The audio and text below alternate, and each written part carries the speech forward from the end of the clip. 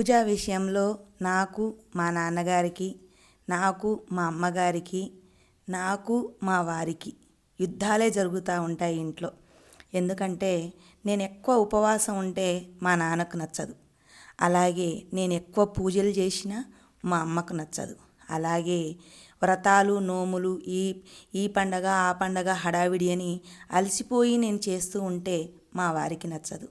ముగ్గురి కాన్సెప్ట్ ఒక్కటే, నా సంతోషం. ముగ్గురు చెప్పేది ఒక్కటే, అన్నీ రాసిపెట్టి ఉన్నాడు కదా దేవుడు, ఏది జరగాలనుంటే అది జరుగుతూ ఉంటుంది, నువ్వు దేన్ని ఆపలేవు, అయినా ఎందుకు చేస్తావు? సాక్షాత్తు పరమశివుడికే మాంసాన్ని నివేదన చేశారు, అది నీకు తెలియదా? నువ్వు మానేసినంత మాత్రాన ఏది అబద్ధం కాకుండా పోదు కదా. దేవుడే తింటున్నప్పుడు నీకెందుకే అంటాడు మా నాన్న. మా అమ్మ అన్ని పూజలు చేస్తే అన్ని బాధలే ఇస్తాడు దేవుడు, మనని గుర్తుపెట్టుకోడు. చూడు, మన ఇంటికి రోజు వచ్చేవాళ్ళని, ఎప్పుడో ఒక రోజు వచ్చేవాళ్ళని మనం ఎలా చూస్తాము? రోజు వచ్చేవాళ్ళని, ఎప్పుడో ఒకసారి వచ్చేవాళ్ళు వస్తే కొంచెం పక్కకు జరుగుతారా? వాళ్ళు కూర్చుంటారు, తర్వాత మనం మాట్లాడుకుందామని చెప్పేసి ఎప్పుడో వచ్చిన వాళ్ళకి అతిథి మర్యాద చేస్తాం, కానీ రోజు వచ్చేటోళ్ళకి రోజు మర్యాద చెయ్యం కదా అంటుంది మా అమ్మ.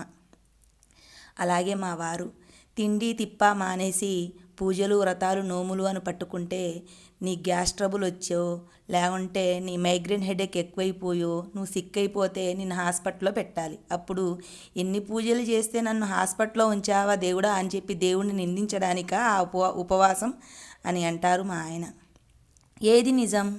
అన్నీ రాసిపెట్టి ఉంటే ఈ పూజలు వ్రతాలు నోములు ఎందుకు?